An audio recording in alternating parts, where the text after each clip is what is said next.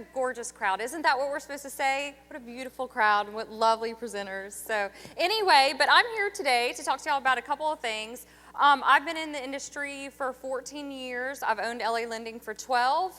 Facebook was not around when we first started. I envy you guys who are starting now with that ability to go and reach hundreds, if not thousands of people in your community if you do it right. And the biggest thing, a couple of us have done some trainings together. Ryan and I know each other, Boyce and I know each other. So there were a lot of buzzwords that were said today, and they're gonna be repeated over and over again because those actually, it's the concept that works, and it's worked for all of us. I can tell you personally, when I first started taking the classes, I doubled my income. Then I started teaching classes to realtors on the same data. I tripled it. So I became, not just a regular vendor, I was an instructor to them. So now I'm a business partner. I'm not just a loan originator. Ooh, nice, there's a timer.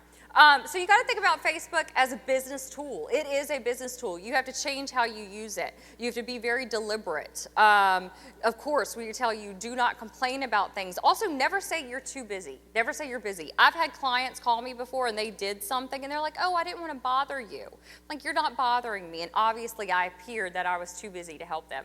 So a big thing that you want to do is be personable. You want to be witty and charming, and the biggest thing that you're trying to get people to do is to identify with you. You want to get them to like you, and that's because they do business with who they know, like, and trust. So the easiest way for you to get them to get to know you is kind of almost to take your personality and flatten it to a very one-dimension situation. What I always tell everybody is come up with like 4 items that you want everyone to know about you.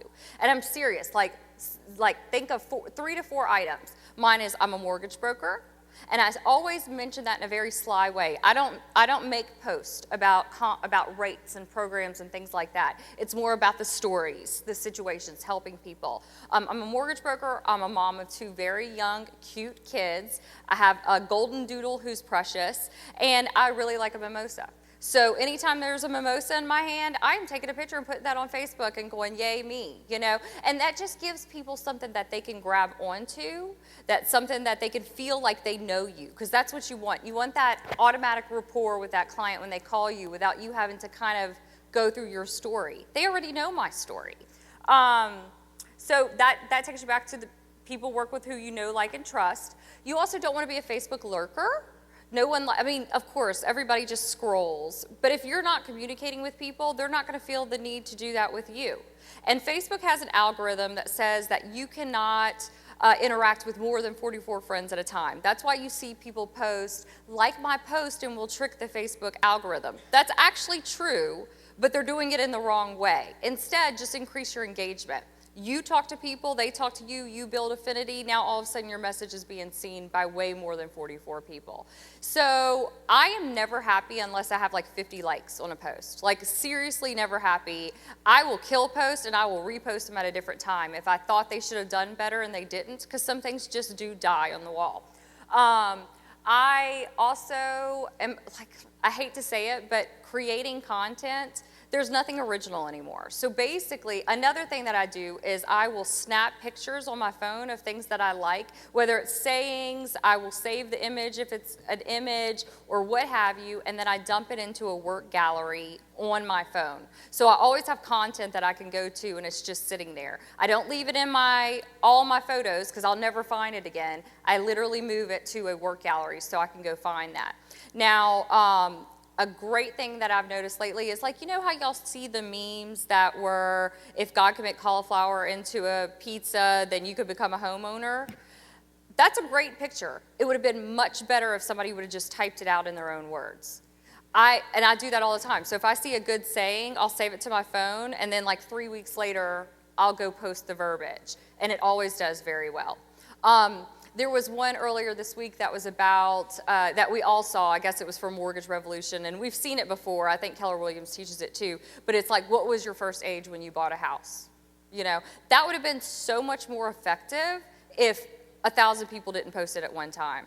So if you start seeing things that are catching your eye and you like it, save it for a rainy day and post it later. Like, especially if someone in your sphere group is posting it. And then if you posted something 2 years ago that you thought was genius, post that again. You know, you have different viewers now. Like, no one's going to go back and be like, wait, I remember you posting that in September of 2017, you know? So that's a good way to generate. And like generates likes. So the biggest thing that you're trying to do is just get that activity on your page so that way you're seen by more eyes, more people know, like, and trust you and want to work with you. One of the most successful posts, and I know that they had it up there before, that I did was around Christmas. Everybody was giving away a $25 gift card. I branded it with LA Lending at the bottom. I made the whole image on Over. That's an app on your phone that you can get. It's really easy to work. It's free. Ended up with over 1,400 comments that one day, and 90% of them were real estate agents going back and forth with GIFs like the whole time. So that, you know, I couldn't pay to get that kind of reach from these people, you know, and it was a real estate agent that won. I just said, whoever's the last comment at my designated time, well, it's not the 40 under 40, but yeah, whoever was the designated winner at that certain time, I'm not telling you what time it is, whoever posted last wins 25 bucks. Y'all, they went nuts over $25, like, please. You know, I had fun just watching the notifications come through. See my cute baby? That's my golden doodle. That was him at work. See, so that's me promoting what I do without saying this is what I do. No one cares. No one wants to be sold to at all. There's never a time that someone wants to be sold to. So you need to remind people in a clever way what you do.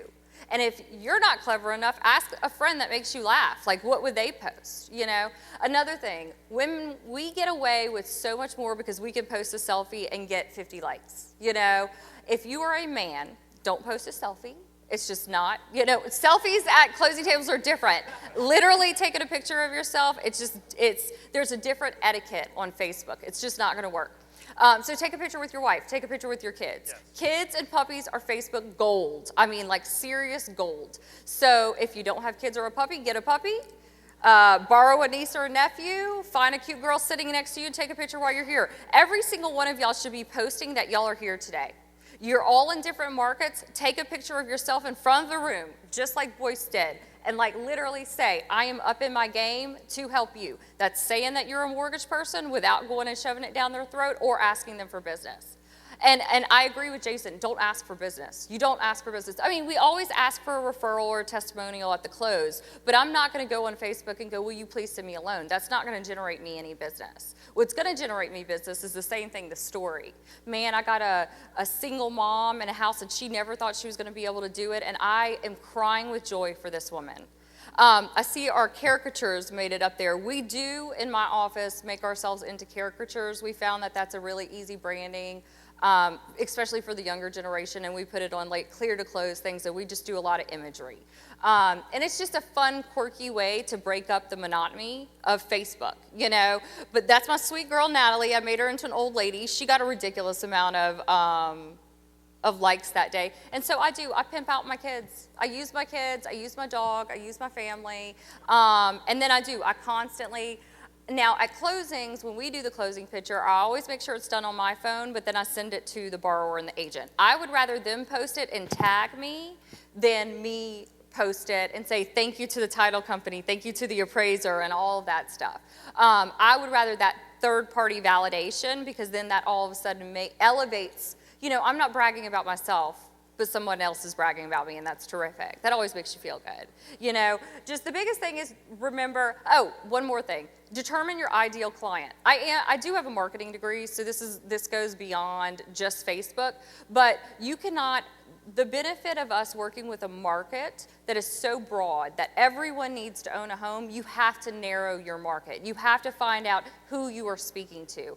I personally have an ideal client that I've worked with several times, so anytime I'm putting something out there, the one thing that I do is I always think of their face and how they would interpret that. Will I pick up other people along the way? Absolutely. But if you start being too broad, you're getting lost. And you're trying not to make your friends and all of their friends go blind to your message by constantly asking for business. So instead, if I take a step back and I say, okay, this is the type of person that I'm going to tell my story to. because it's not technically advertising to them. I'm going to tell them my story. How would that be best served to tell that specific person with that age group, with that employment, who got me docs like this and was like the easiest loan? So, I mean, that's a lot of just random information. I'm going to be at PRMG with Voice, so if anybody has any specific questions or wants to talk about, or just wants to just swap ideas, I'm there, okay? Thanks, guys.